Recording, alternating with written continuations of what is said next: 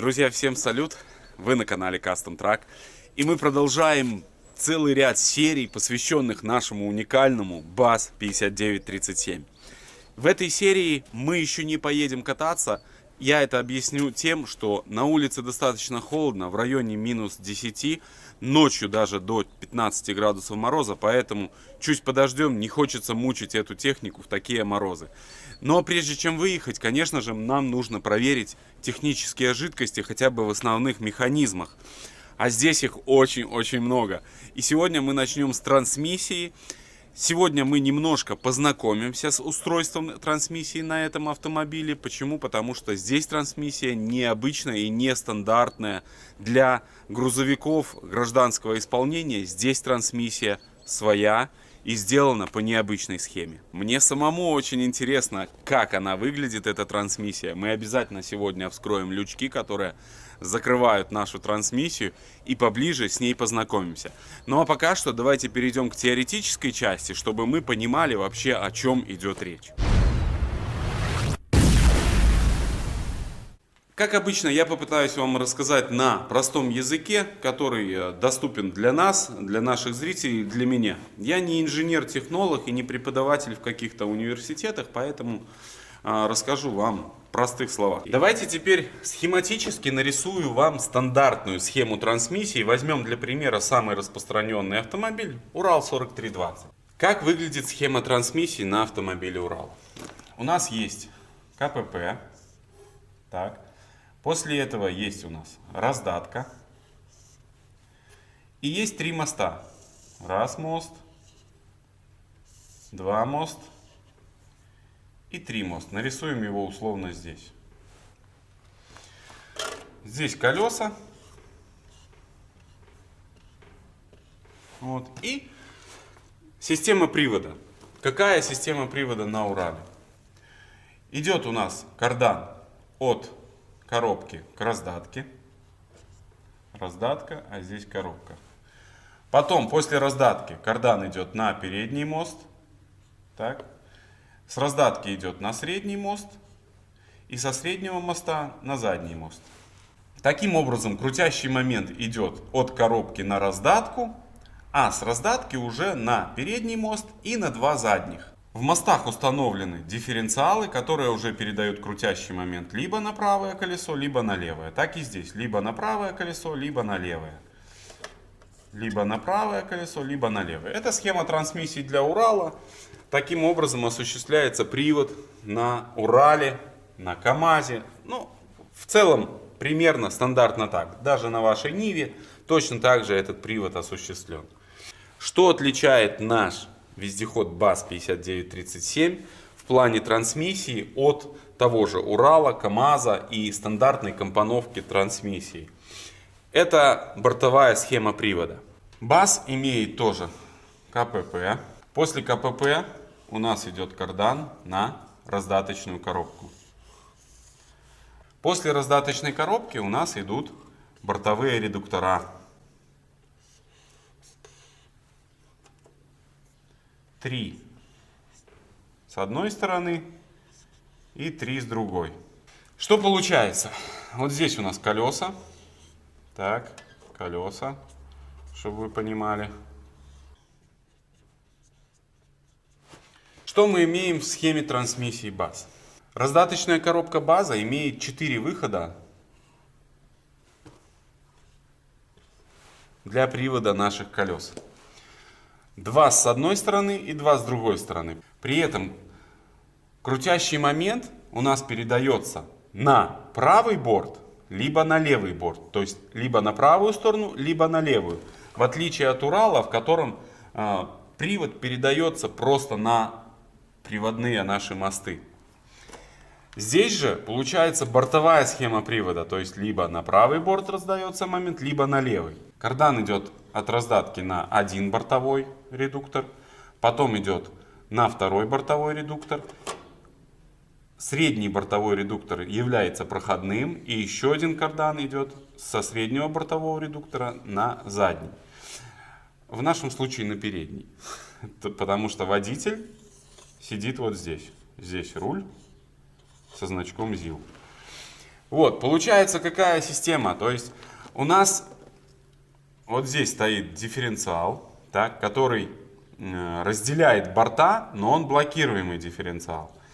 И если вы выполняете поворот, то, конечно, желательно это делать без заблокированного дифференциала. У нас получается тогда момент идет либо на один борт, либо на второй. Ну, через дифференциал.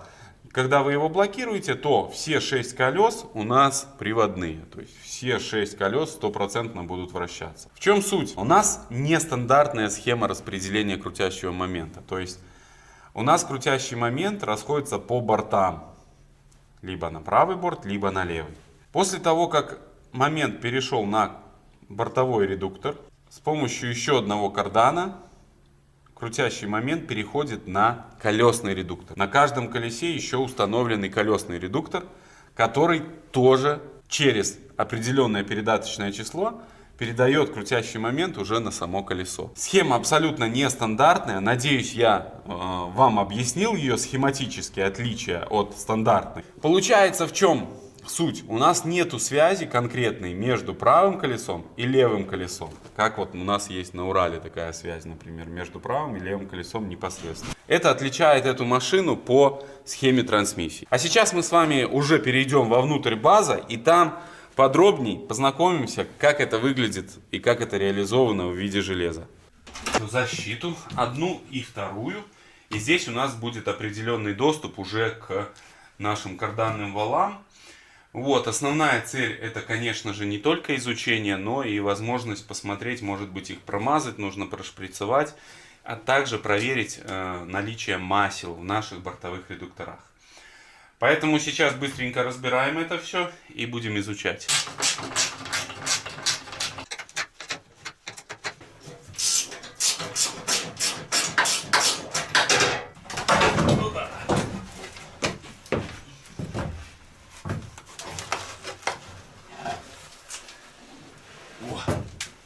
Вот он, друзья, карданный вал.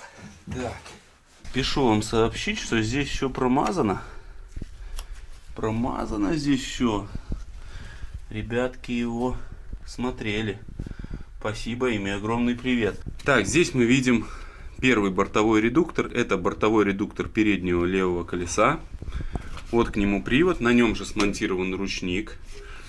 Вот здесь два, получается, барабана. На этой стороне тоже на редукторе ручник смонтирован. Вот, наша задача проверить сейчас масло в этом редукторе водительском. Вот там мы видим редуктор среднего колеса левого водительского. Вот там он находится. Он проходной. Сейчас открутим эту сторону и тоже посмотрим, имеются ли там следы смазки. Следы от смазки, видите, на крестовинах. То есть я думаю, что здесь все четко. Абсолютно четко. Здесь кардан наше управление коробки передач, выбор передач. Вот этот идет через всю нашу машину, идет длинный карданчик на включение передач. Ну и как я уже вам говорил, вот она раздельная схема привода по бортам.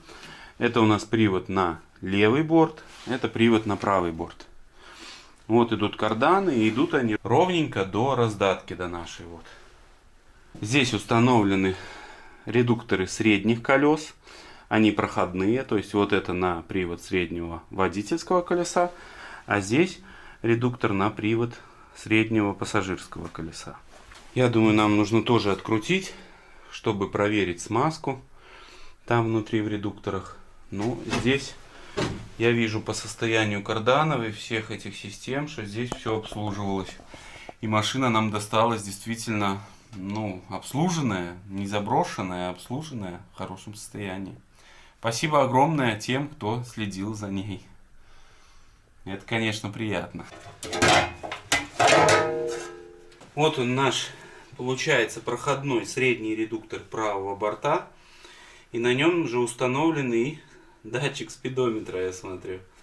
Интересно, конечно, да. Так, вторая сторона.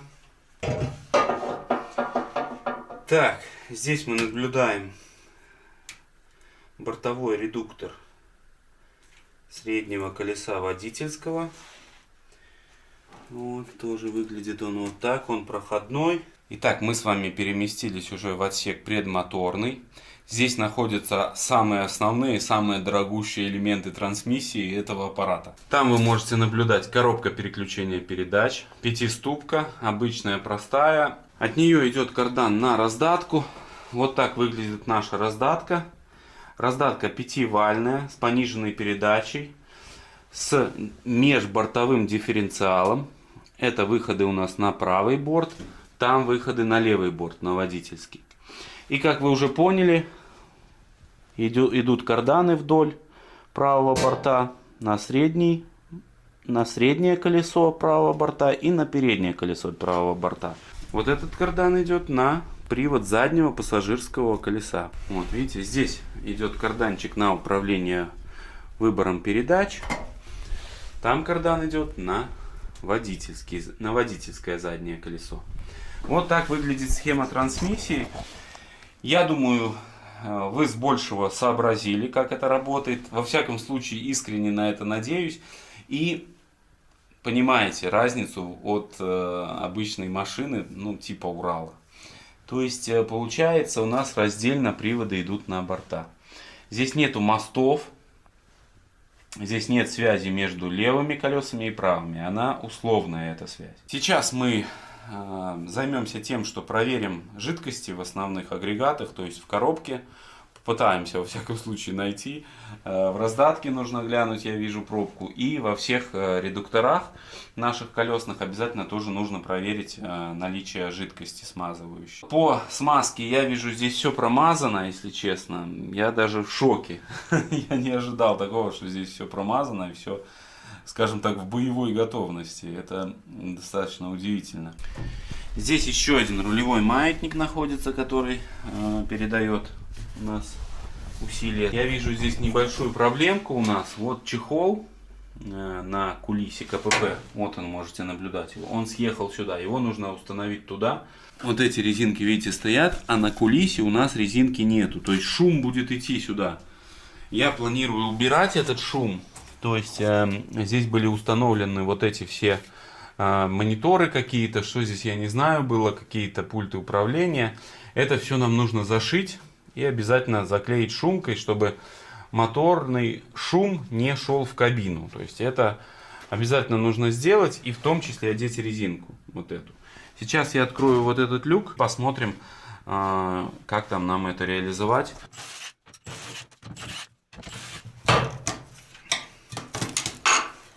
Так. Кстати, здесь получается карданы более усиленные, потому что они идут на приводы двух мостов. Вот, и даже, я не знаю, здесь вот он выглядит как, может быть, и не помазан. А вот наша резинка. Так, она тоже, видите, немного порвана. И должна она устанавливаться вот сюда.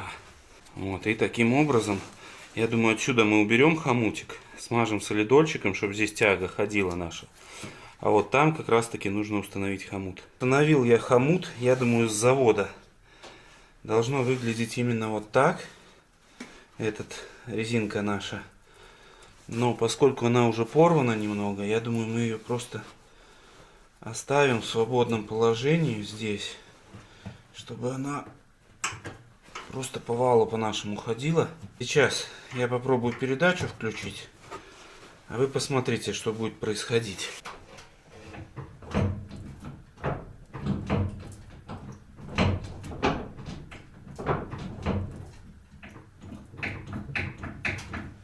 Ну что ж, я там понажимал, не знаю, что здесь происходило. Я думаю, должно бы работать.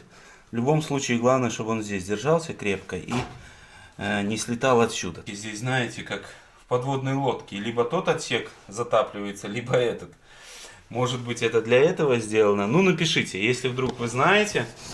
У нас получается два отсека гидроизолированы. То есть вот этот отсек основной от моторного отсека. Возможно, это даже и с целью вот разделения плавательных, если вдруг потонет этот, чтобы сразу все не тонуло. Возможно, я как-то сразу не сообразил. Ну что ж, заправил шприц. Огромное спасибо нашему зрителю с фамилией Бакшеев. Он когда-то нам давно прислал очень много всякого всячины, в том числе и смазки вот, от Liqui-Moly специально для карданных валов. Сейчас я ее заправил. Будем мазать наш кардан. О, мажется. Также сейчас попробую пройти рулевые тяги. Ну и я думаю, карданы уже не буду проходить, они явно смазаны здесь, чтобы не мешать сильно смазке. Промажу рулевые тяги и в принципе приступим уже к проверке масла в редукторах наших бортовых. Так, решил я снять вот этот лючок тоже. Поскольку здесь имеется система тоже рулевого привода, я вот там вижу даже какие-то жидкости. Либо утечка у нас где-то идет, либо просто старые какие-то залежи, поскольку долезть до сюда не так просто, поэтому осталось здесь. Ну, сейчас вымыкаем немножко. Вот, и промажем обязательно этот маятник тоже, потому что там я маятники промазал уже все рулевые. Вот, промазал кулису тоже. Крестовины карданов не трогал, они промазаны, я думаю, не стоит в них заныривать. Вот. И решил уже тоже здесь промазать, чтобы закрыть этот вопрос здесь со смазкой. Мне осталось фактически только лишь проверить масло в редукторах. Все точки смазки здесь проконтролированы именно внутри, но их здесь столько, что я даже не представляю, как это должно все выглядеть. Но мы потихоньку промажемся, ничего страшного. Здесь у нас 3 точки. 1, 2, 3.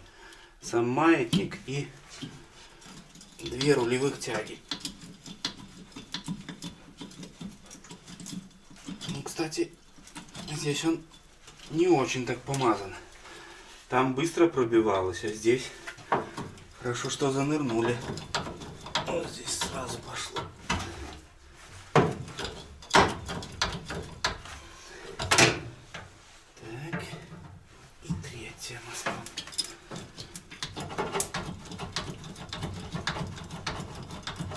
Отлично. Я думаю, достаточно. Навел здесь немножко порядок. Сильно не старался, поскольку днище в масле, это ничего такого страшного в этом нет. Наоборот, хорошо. Вот она, видите, система здесь изоляции воды. Рулевая тяга в изоляции, даже трос газа там заизолирован. Забыл вам показать, здесь у нас представлены много систем. То есть, смотрите, идет гидравлика, воздух, дизельное топливо. И еще какая-то система дополнительная, я не знаю, вот такого цвета.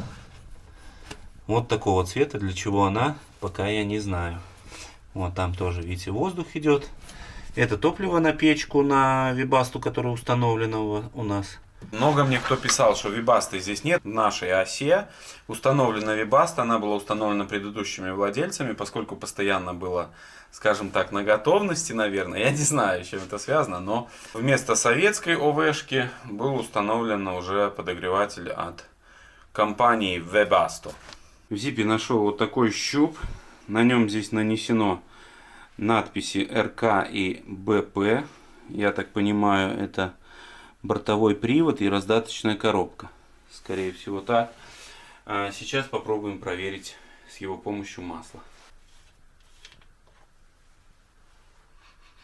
Ай, вкусно пахнет.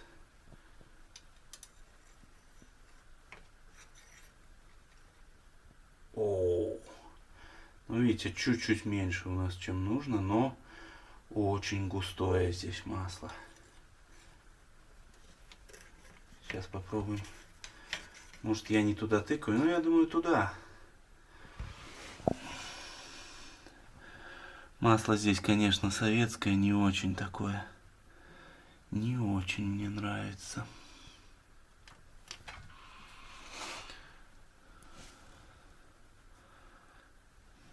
Хотя так по составу стандартный вот этот Негрол советский.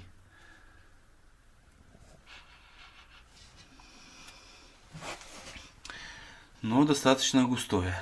Так, решил перемерить. Что-то мне такое чувство, что я сразу не попал как надо. Ну, минимум есть. Но очень густое. Так, давайте глянем, что у нас со второй стороны здесь. Тоже уровень. Ну, по густоте, видите, морозы, поэтому оно, конечно, очень густое. Не зря я не хочу ее эксплуатировать в мороз. Лучше мы в теплую погоду покатаемся. Но по уровню все в норме. Ну что ж, в средних редукторах я проверил. Сейчас мы займемся проверкой в передних. Для этого снимем резиновый коврик, который здесь установлен на входе. Вот. И здесь мы видим два наших бортовых редуктора уже передних колес. Это бачок для омывайки. Также здесь где-то есть помпа, которая трюмная, я не знаю где только, но гудит она где-то здесь. Вот. Но я ее пока что не вижу. Но тем не менее, нам нужно посмотреть, значит, смазать здесь масленки, наверное, нету масленок. На ручник. Ручник здесь держит, кстати, вполне достойно. Вот, даже мы когда стягивали наш бас Страла, то Урал не мог его стянуть. Вот, но я так попробовал ручник. Ручник работает здесь хорошо. Сейчас проверим в двух этих редукторах, чтобы уже убедиться, что у нас здесь хотя бы присутствует смазка. И займемся дальше.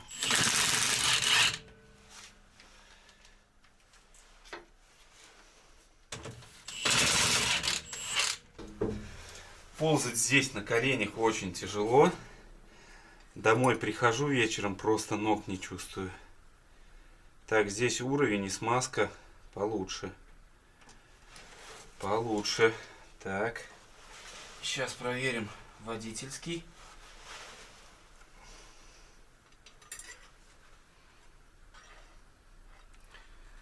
Тоже уровень. Ну, я не знаю, по поводу этой смазки, она не выработана, эта смазка. И вот советская смазка, она специфическая. Я не думаю, сейчас многие мне начнут писать, что ее нужно менять, но я в этом сильно сомневаюсь. Она по качеству и своему составу очень соответствует этим вот советским механизмам всем. Поэтому не уверен, что это правильно менять эту смазку. Не уверен, если честно. Ну, посмотрим. Не знаю, вот в средних редукторах, конечно, там похуже. А здесь получше выглядит смазка. Еще хочу туда заползти, посмотреть, что там находится. Сейчас возьму фонарик, обязательно посмотрю снизу. Это бачок на омывайку, как я уже сказал. Здесь идет еще рулевая тяга. Вот, и вот я вижу, здесь есть две точки для смазки нашей системы ручника. Нужно обязательно их смазать сейчас. Вот для ручника смазка, две масленки, и стоит гидроусилитель, здесь тоже нужно смазать. Промазал вот эту гидроусилитель наш. К сожалению, на ручник не промазал, потому что не могу подлезть я. Также здесь прошелся по рулевым тягам, тоже все промазалось. Вот это немножко плохо, вроде как, ну, сомневаюсь, промазалась она или нет. Вот это вот основная маятник. Вот, но так вроде как промазал. Туда подлезть очень сложно. Я здесь уже в 10 погибелей согибался, но вроде как удача. Здесь столько систем, это просто ужас. Просто ужас какой-то. Но техника очень интересная. Что ж, сейчас переходим в предмоторный отсек. Нам нужно еще проверить масло в раздатке и проверить в задних бортовых редукторах. Продолжаем. Но спина уже и ноги отваливаются просто-напросто. Вот нас интересующая пробка. Ну-ка, подлезет елки, да. Отлично. Тоже уровень. Масло по качеству хорошее. Вот почему-то у нас только в средних редукторах не очень такое. Как вы думаете, уронил ли я пробку, когда закручивал? Да!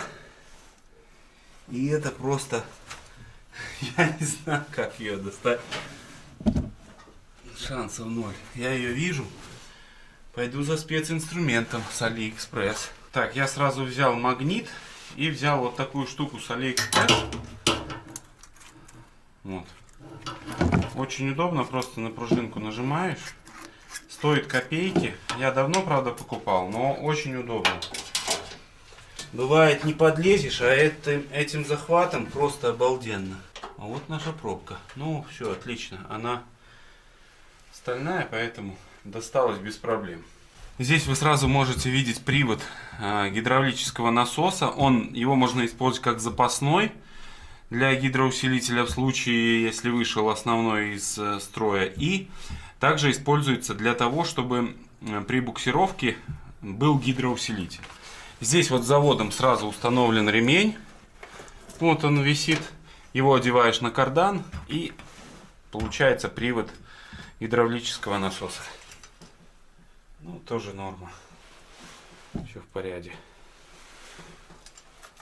Проверяем в раздатке. Серьезнейший механизм. Да, походу тут не проверишь, так под углом только можно. Ну, что-то на дне есть. Состояние такое же, как и у всех механизмов.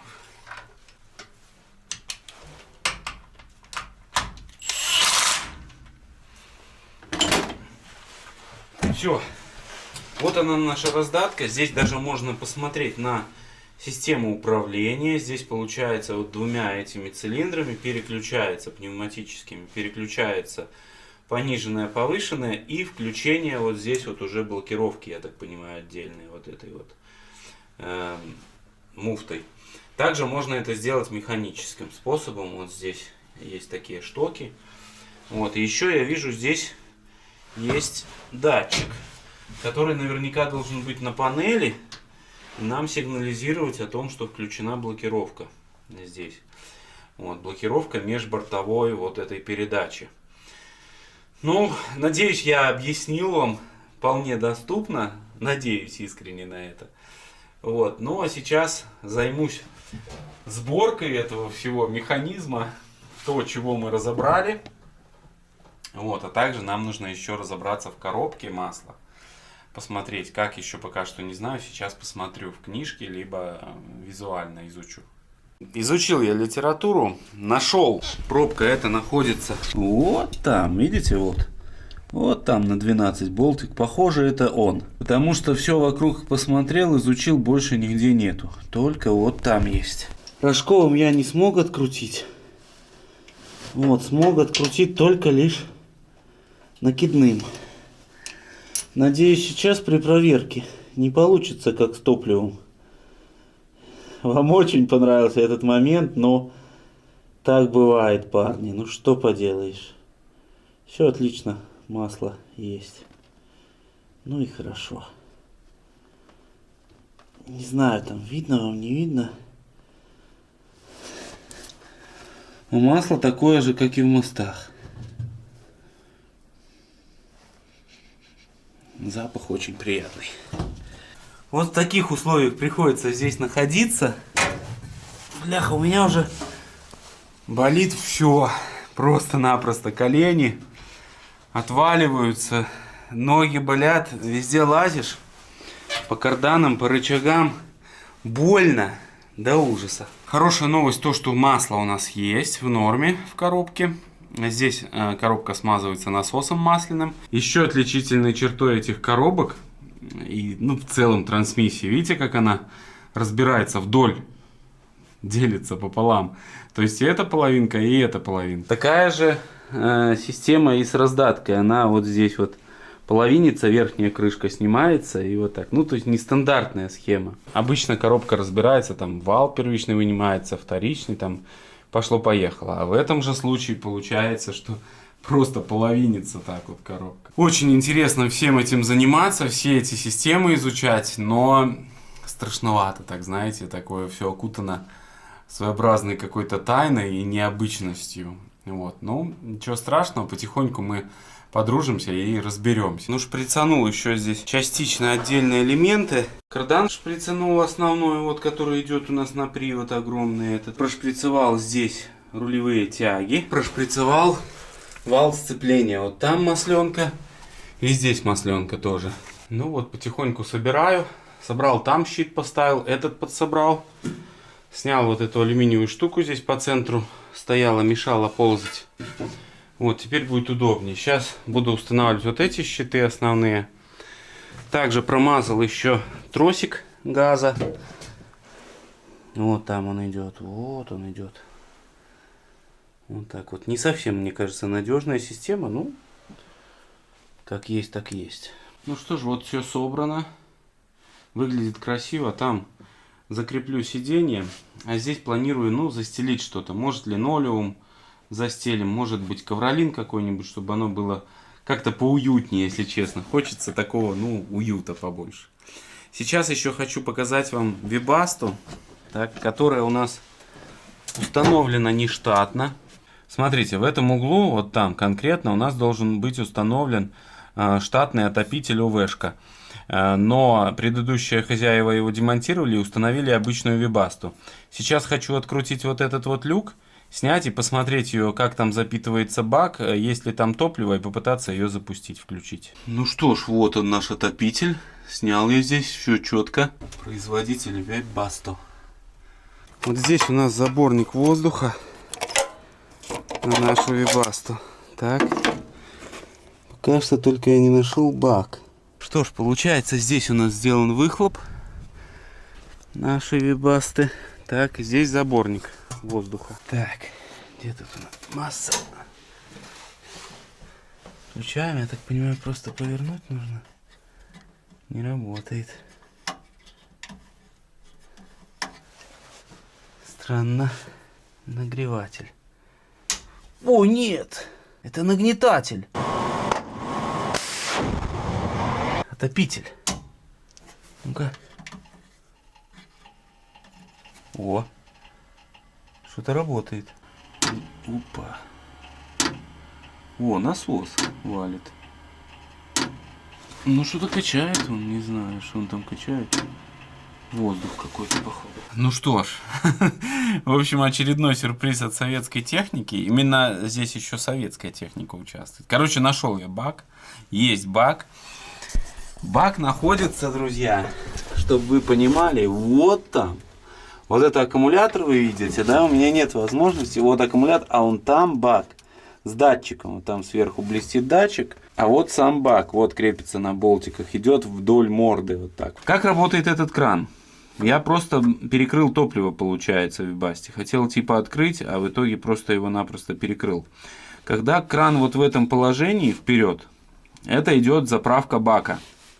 То есть топливо из основного бака идет в бак Webasto и его наполняет. После того, как он наполнился, кран нужно перевести сюда, в работу отопителя, вот режим работы отопителя вот сюда, и тогда начнет поступать топливо. Я уже здесь и раскрутил вот штуцера, пытаясь разобраться, ну, сообразил. И там вот тоже получается открутил, ну, пытаюсь, скажем так, разобраться. Сейчас открою кран, зажму все штуцера, и станет понятно, вообще работает он или нет. Я просто ему закрыл топливо, получается. Разбираюсь уже час, ну, сейчас наполняю бачок, получается, отопителя.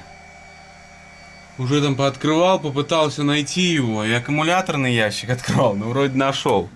Сейчас посмотрим, добавляется там. О, чуть-чуть добавилось топлива. Сейчас еще.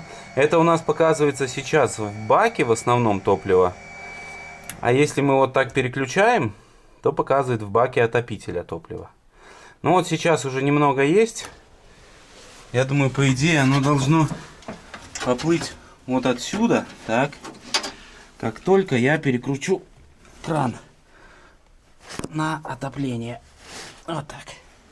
Есть. Солярка поплыла. Все. С воздухом, но плывет. Ладно. Отлично. Ну, думаю, сейчас уже точно запустим. Весь уже тоже в солярке, блин, но не сдаюсь. Утро следующего дня. Не смог я вчера, не успел уже попытаться еще раз запустить. Сейчас попробуем это сделать. Как раз на улице холодно, поэтому будет Webasto работать и греть нашу осу. Затопилась наша Webasto. Ура! Правда, топливо летнее, не знаю, как оно будет работать в целом. По идее, она может и потухнуть, но это ничего страшного. Просто его нужно выработать и залить нормальное топливо, и все будет отлично. Самое главное, что она начала запускаться, и она работает. Это самое главное.